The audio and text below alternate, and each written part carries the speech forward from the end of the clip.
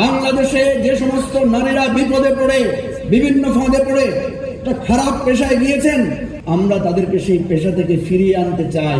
সমাজ সংস্কৃতি মানুষের বিশ্বাসকে আপনারা এখানে ইনক্লুসিভিটির খেলাফ করেছেন, আপনারা সেটা করেন নাই।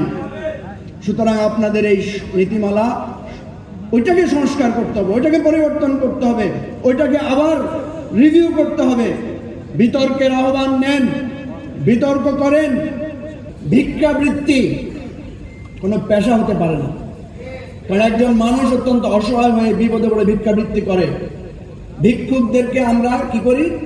পুনর্বাসন করি। ভিক্ষাবৃত্তিকে পেশা হিসেবে স্বীকৃতি দেই না।